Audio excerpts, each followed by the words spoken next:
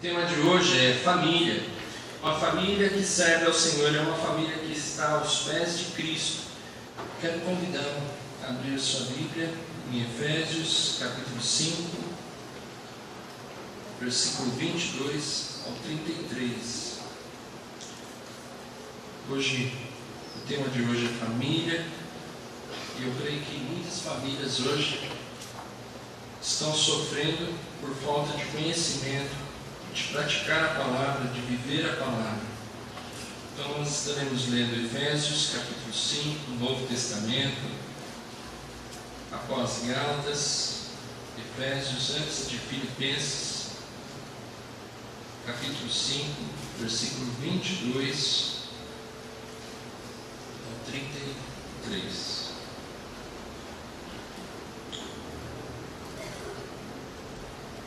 Diz assim: mulheres, sujeite-se cada uma ao seu marido como ao Senhor, pois o marido é o cabeça da mulher, como também Cristo é o cabeça da igreja, que é o seu corpo, do qual ele é o Salvador. Assim como a igreja está sujeita a Cristo, também as mulheres estejam em tudo sujeitas aos seus maridos. Maridos, ame cada um a sua mulher, assim como Cristo amou a igreja e se entregou por ela, para santificá-la, tendo-a purificado pelo lavar da água mediante a palavra, e para apresentá-la a si mesmo como igreja gloriosa, sem mancha, nem ruga ou coisa semelhante, mas santa e inculpável. Da mesma forma, os maridos devem amar cada um a sua mulher como seu próprio corpo. Quem ama a sua mulher, ama a si mesmo. Além do mais, ninguém jamais odiou o seu próprio corpo, antes o alimenta e dele cuida, como também Cristo faz com a igreja, pois somos membros do seu corpo. Por essa razão, o homem deixará pai e mãe e se unirá à sua mulher, e os dois se tornarão uma só carne. Este é um mistério profundo. Refiro-me, porém, a Cristo e à igreja. Portanto, cada um de vocês também ame a sua mulher, como a vocês mesmos. E a mulher trate o marido com todo o respeito. Então, hoje nós vamos estar entendendo um pouquinho mais sobre o papel do marido e da esposa. Pois o que nós vemos? Muitos casais, muitas famílias acham que o casamento é uma instituição falida. E muitas pessoas acabam se perdendo pelo caminho, acabam abrindo mão de suas famílias. E hoje nós queremos estar passando aqui alguns pontos. Então, esse primeiro ponto aqui nos mostra aqui um artigo, uma tira do jornal Estado de São Paulo, em 2008, onde o pai diz assim para o filho: vocês não têm idade para se casar. Aí o filho diz para o pai assim: tudo bem, papai, é por pouco tempo. Isso lá em 2008, nós vemos como que as pessoas, elas davam o valor para a família, com relação ao casamento, à instituição família. Pode passar.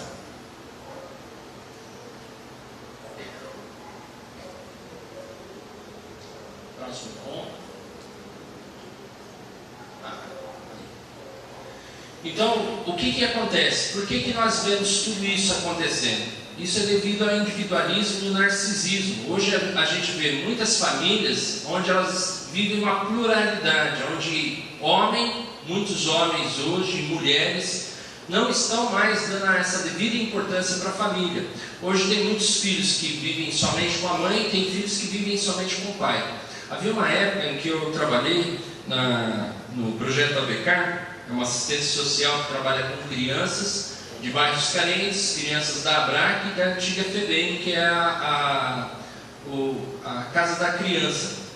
E essas crianças que iam para o projeto ABK, ali elas aprendiam a palavra de Deus, eram evangelizadas, elas eram ajudadas também no reforço escolar, e nós tínhamos atividades esportivas, que eram jogos cooperativos. E nos momentos ali de pedidos de oração, 3 crianças vieram me vieram fazer um pedido: tio, o senhor pode orar para que meu pai volte para casa? Um pediu. Aí o segundo, eu queria pedir que meu pai também voltasse para casa. E o terceiro também fez o pedido, que o pai voltasse para casa. Só que teve um dos meninos ali que falou assim, eles todos são irmãos. E aí, pare para pensar, a quem Deus vai atender a oração? Os 3 pais vão voltar com a mesma esposa? Complicado isso, né? Então, é o contexto que hoje nós temos vivido. Nós estávamos também trabalhando ali no Jardim Aeroporto há muito tempo, e uma mãe, ela teve 2 filhos com o marido dela, mas 3 eram do sogro. Imagina só, os 3 mais novos eram tios dos irmãos mais velhos. Pensa na cabeça de uma criança, como que ele tem a visão de um pai? Quando nós falamos que Deus é o nosso pai, que visão que ele tem desse pai? Qual a referência que ele tem desse pai? Então hoje nós vivemos nesse mundo caótico, e o que nós precisamos? Nós precisamos permanecer firmes no Senhor. Nós não podemos deixar com que as nossas famílias se percam. E pode passar, Júlio, por favor.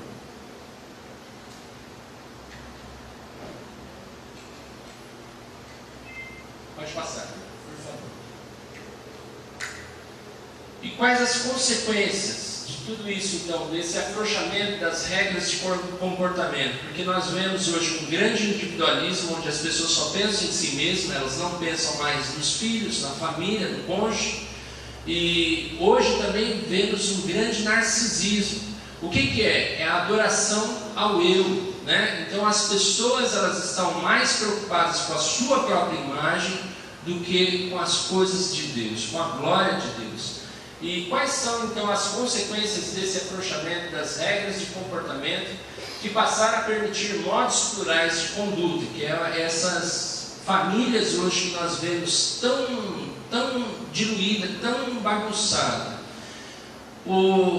É o individualismo e é o narcisismo. Mas em Provérbios capítulo 24:10, não precisam ler, diz assim: se fores frouxos no dia da dificuldade, quão grande será pequena a sua força. Então nós, como homens, primeiramente aos homens aí, nós não podemos nos afrouxar, nós não podemos ficar em cima do muro. Quantos casais, quantos homens hoje estão sofrendo no seu casamento, porque eles têm deixado muitas coisas muito soltas, e eles não têm tomado uma posição de líder espiritual dentro dos seus lares. E esse é o grande problema dos casamentos, é o grande problema nas famílias e os filhos também. Então precisa haver o quê? Um arrependimento, uma completa transformação de mente e de atitude. Pode passar, por favor. Quando os maridos e esposas procuram ocupar o primeiro lugar no casamento, tendo como prioridade a satisfação pessoal, nós podemos chamar de obsessão narcisista.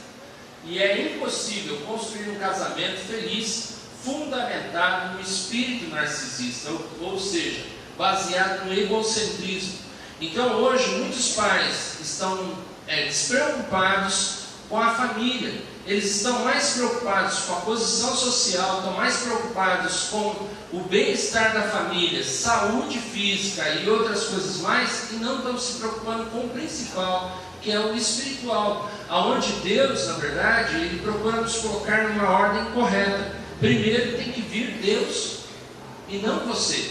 Primeiro é Deus. Segundo, se é o cônjuge, a sua esposa ou o marido. É o segundo, não é os filhos, porque os filhos vão embora, e quem fica é o seu cônjuge. Então, segundo, o cônjuge. Terceiro, os filhos. Quarto, o trabalho. E quinto, a igreja. Quem é o líder do lar? É o homem, é o marido. Então procura-se o líder do lar. Hoje o que nós vemos é muitas mulheres procurando o líder do lar, o líder espiritual, o homem que realmente se preocupe com a vida espiritual da família e não somente com a vida material. Vamos ler todos juntos esse texto que está em Salmo 127, 1 e 2. Olhando aqui para a tela. Se o Senhor não edificar a casa, em vão trabalham os que a edificam. Se o Senhor não guardar a cidade, em vão vigia a sentinela. Inútil vos será levantar de madrugada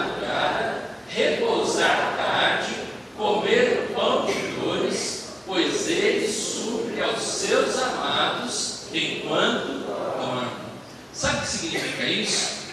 Que se Deus não for o construtor do relacionamento seu familiar, você e sua esposa e seus filhos, todo o seu trabalho está sendo inútil.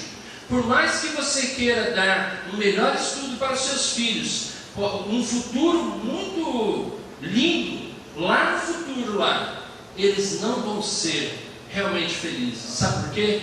Porque o principal, que é Deus, eles não estão tendo hoje. E eles precisam ter Deus na vida deles. Eles precisam ter um relacionamento com Deus, para que eles possam lidar com os problemas que eles vão lidar depois que eles saírem de casa. E eles precisam conhecer esse verdadeiro Deus. Se você não estiver buscando ser o sacerdote do seu lar, levando a sua família a um relacionamento com Deus, você vai ter muitos problemas no seu casamento, por mais que socialmente pareça estar tudo bem. Mas espiritualmente, a palavra de Deus diz assim: que adianta o homem ganhar o mundo inteiro e no final perder a sua alma, ou perder a alma da sua família? Já imaginou? Isso é sério.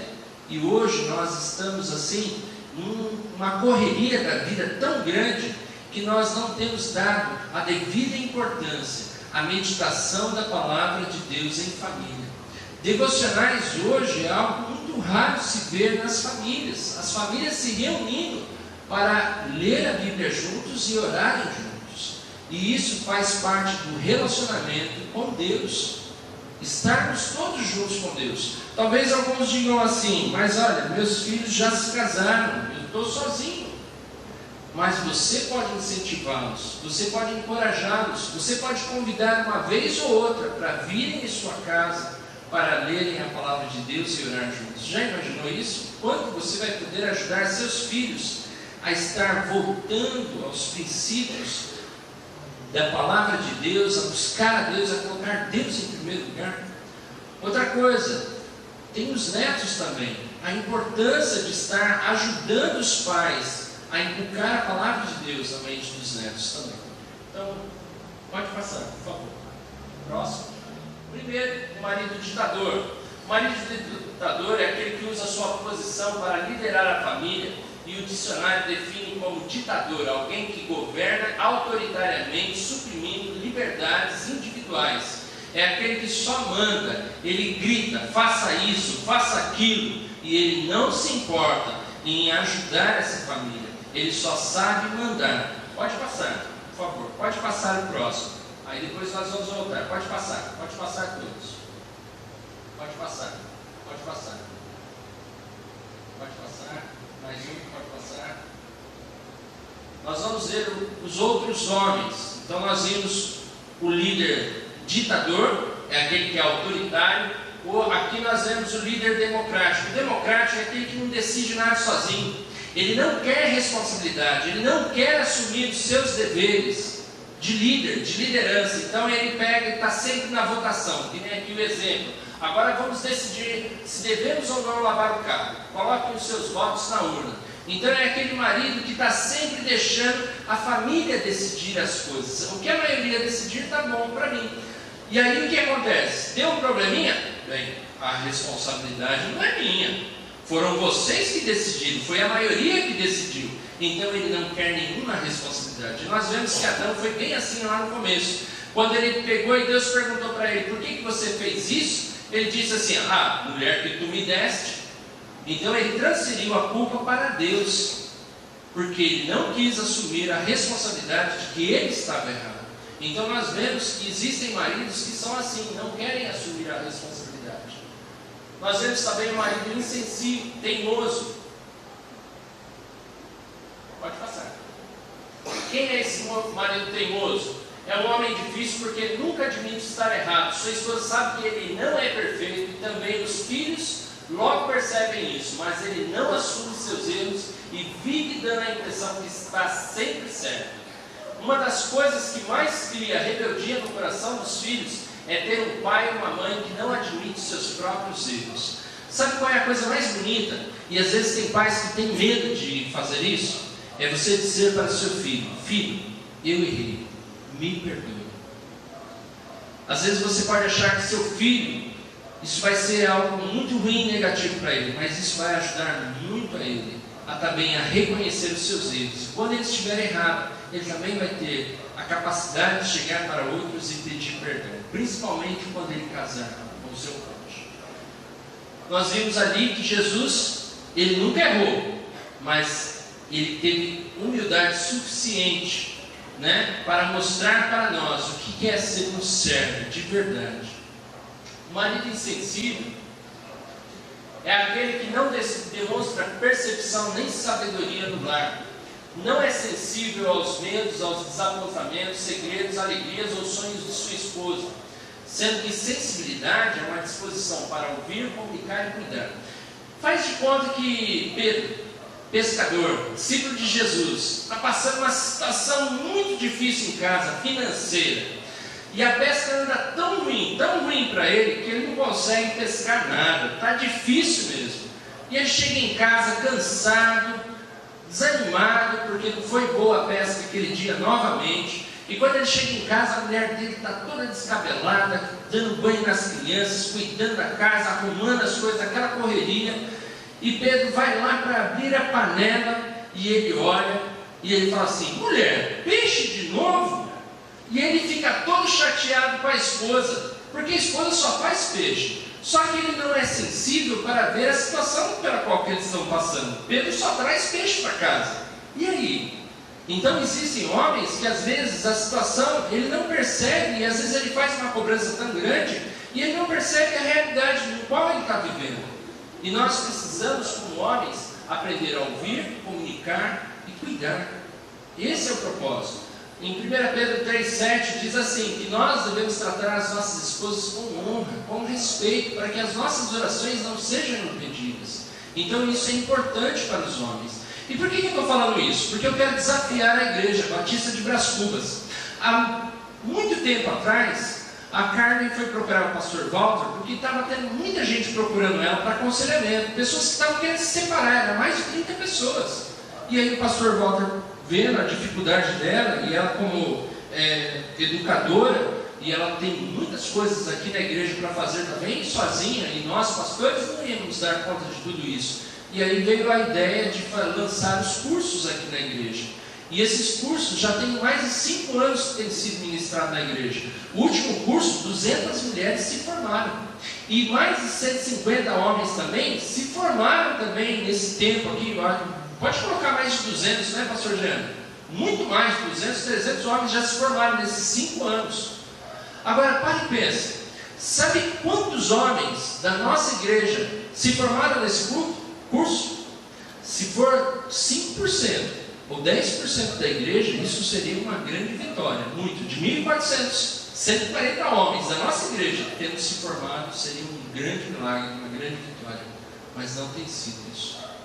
Nós temos visto pessoas de fora vindo aqui, aprendendo os cursos e levando para outras igrejas. E isso é louvável. Glórias a Deus por estar acontecendo isso. Sabe por quê?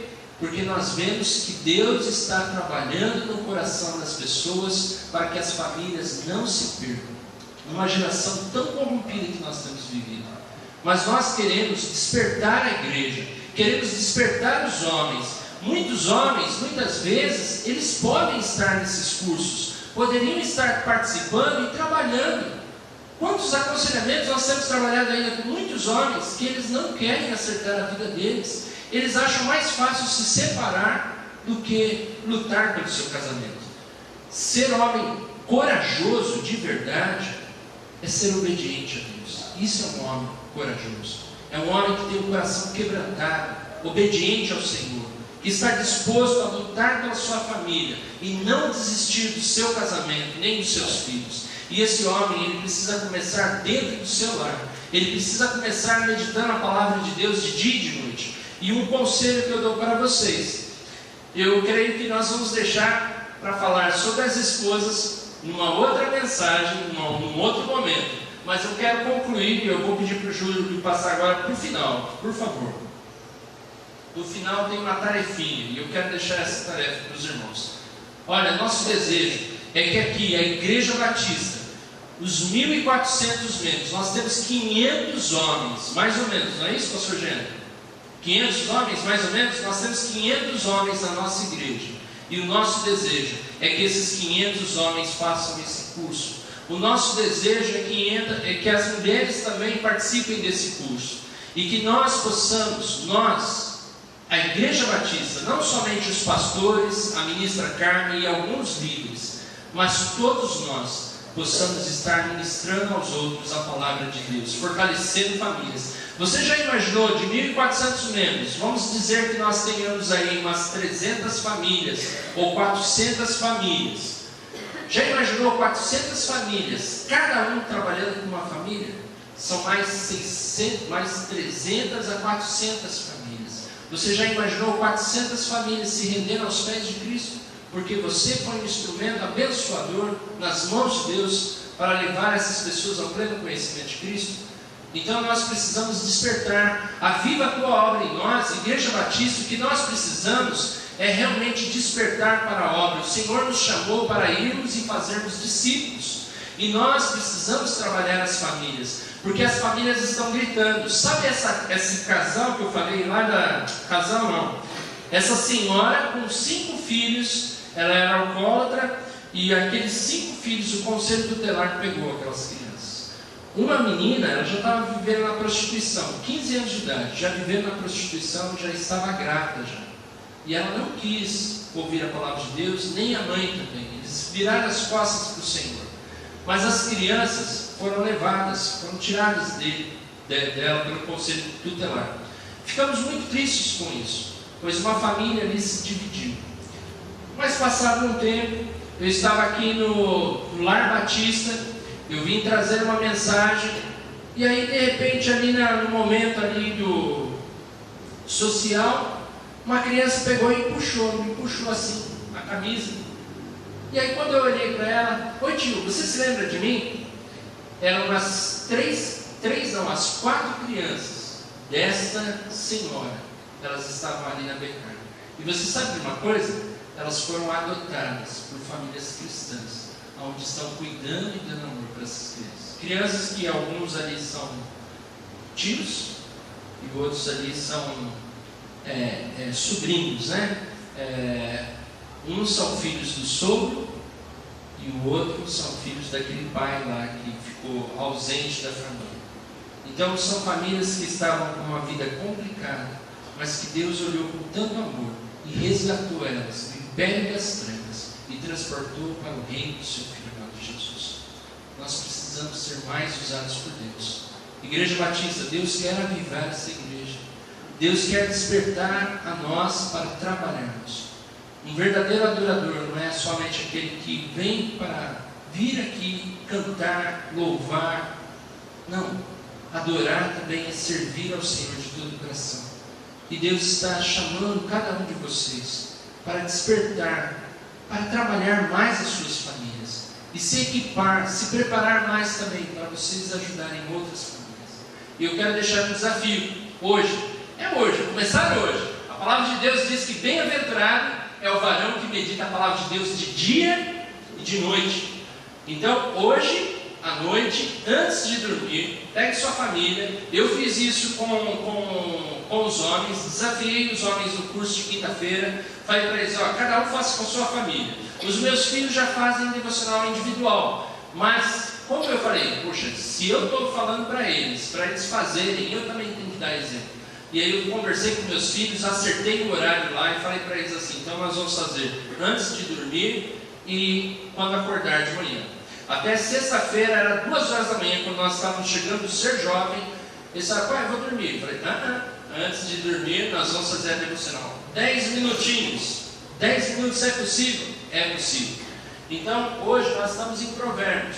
Mas o Salmo 119, você pode começar. E o Salmo 119 é muito bom, porque ele fala da importância da meditação da palavra de Deus. Fala da importância, quanto a palavra de Deus ela é importante na nossa vida. E isso vai estimular a sua família a dar mais valor para a palavra de Deus. E no Salmo 119, você pode começar como eu fiz com a minha família. Versículo 1 até o 6, cada um pode ler um versículo. E cada um pode orar até a palavra. Você pode orar dentro do que você entendeu ali naquele versículo. Se a família se reunir e começar a fazer isso, se começar marido e mulher, até que muitos casais às vezes não estão muito bem no relacionamento, e a palavra de Deus diz: não deis lugar ao diabo, não se põe o sol sobre a vossa ira. Antes de dormir, faça as pazes com o seu cônjuge, e a melhor forma de fazer as pazes é meditar nos dois a palavra de Deus. Antes de dormir, meditem juntos, leiam a palavra de Deus juntos, junto com a sua família. Mas meus filhos são muito pequenininhos, então leiam para eles. O mais importante é vocês criarem um hábito todos os dias. Assim como nós temos o hábito de trocar a roupa todos os dias, crie esse hábito de meditar a palavra todos os dias. Assim como você tem o hábito de se alimentar todos os dias, antes de tudo, se alimente da palavra de Deus todos os dias. Você vai ver a grande transformação que Deus vai fazer na sua família. E Deus vai ser grandemente glorificado, e Ele vai usar a sua família para a glória dEle. Porque as pessoas vão ver a diferença na sua família e na sua vida. E muitas vezes no início você parece que não vai sentir nada, mas não é para sentir mesmo, é para andar. Vida, relacionamento com Deus não é somente através de sentimentos, é através de relacionamento. E o que nós precisamos é andar com Deus e não sentir Deus. Nós precisamos é andar mais com Deus. Um doente, ele quando está sendo alimentado e tomando soro, ele não sente nada, não sente vontade de comer, não sente nada, nem vontade de viver. Mas ele está tomando sorinho, o enfermeiro lá está dando a comida na boca ali, e ele está muito fraquinho, mas ele vai renovando as forças até receber. Então nós precisamos fazer isso para a nossa família, precisamos lutar, e principalmente com aqueles que estão afastados. Nós precisamos, não desista dos seus filhos, não desista da sua família. Então fica aí essa dica, que Deus possa nos abençoar, ficar chateados, porque eu falei somente o papel do homem, não citei o papel da mulher. Então, para nós não sairmos aqui sem um lembrete para as mulheres, eu convido a todos a abrirem sua Bíblia em 1 Pedro, capítulo 3, versículo 1 ao 6. Eu creio que se cada mulher ela ser primeiro submissa ao Senhor, obedecendo aos conselhos de Deus, à orientação do Senhor, ela será uma mulher bem-aventurada, será uma mulher sábia e uma mulher que edificou a sua casa na rocha. Aqui em 1 Pedro capítulo 3, versículo 1 ao 6, nos diz assim: do mesmo modo, mulheres, sujeite-se cada uma ao seu marido, a fim de que ele, se ele não obedece à palavra, seja ganho sem palavras pelo procedimento de sua mulher, observando a conduta honesta e respeitosa. A beleza de vocês não deve estar nos enfeites exteriores, como cabelos trançados, joias de ouro ou roupas finas. Ao contrário, esteja no ser interior, que não perece, beleza demonstrada num espírito dócil e tranquilo, que é de grande valor para Deus. Pois era assim que também costumavam adornar-se as santas mulheres do passado, cuja esperança estava em Deus. Elas se sujeitavam cada uma a seu marido, como Sara, que obedecia a Abraão e o chamava Senhor. Dela vocês também serão filhas, se praticarem o bem e não derem lugar ao mal. Aqui, quando fala sobre a submissão da mulher, primeiro mostra que semelhantemente, isso quer dizer o quê? Pedro ele havia falado sobre os deveres sociais dos cristãos. Então todo cristão ele deve sujeição às autoridades governamentais. Então os homens também devem sujeição às autoridades. Assim também como os empregados devem sujeição aos seus patrões. E ali naquela época não era nem empregado, eram escravos. Eles deviam sujeição aos seus patrões não, aos seus senhores, mesmo eles não sendo bons. Porque a palavra de Deus diz que é louvável diante de Deus que vocês sofram injustamente, pois para isso vocês foram chamados para seguir os mesmos passos de Jesus. Então nós somos chamados para ser obedientes a Deus e realmente ter a atitude de servos. E aqui do mesmo modo as mulheres, como que elas podem ganhar os seus maridos? Não é com as palavras. A mulher ela tem sim um poder de persuasão com as palavras, tem a sabedoria muitas vezes das palavras, mas o que Deus, Ele diz, é que a minha glória a outro não darei. Muitas mulheres, elas podem até ganhar seus maridos pelas palavras, mas aí não será a glória de Deus, mas a sua. E Deus não quer dividir a glória dele com ninguém. Por isso que Ele pede para a mulher: não ganhe seu marido com palavras, ganhe seu marido com amor, com oração, uma atitude honesta, respeitosa. Ah, mas ele não é honesto comigo, mas eu vou ser honesta comigo. Mas ele não me respeita, mas eu vou respeitar. E eu vou ensinar meus filhos a respeitar o meu marido, como ele deve ser respeitado. Assim vocês estarão fazendo a vontade de Deus, um espírito calmo, delicado, que tem grande valor para Deus. Quando Deus olha para uma mulher dessa, Ele diz assim: aí está uma mulher sábia. Ele a elogia. Essa mulher será honrada pelo Senhor. E é isso que Deus quer das irmãs também.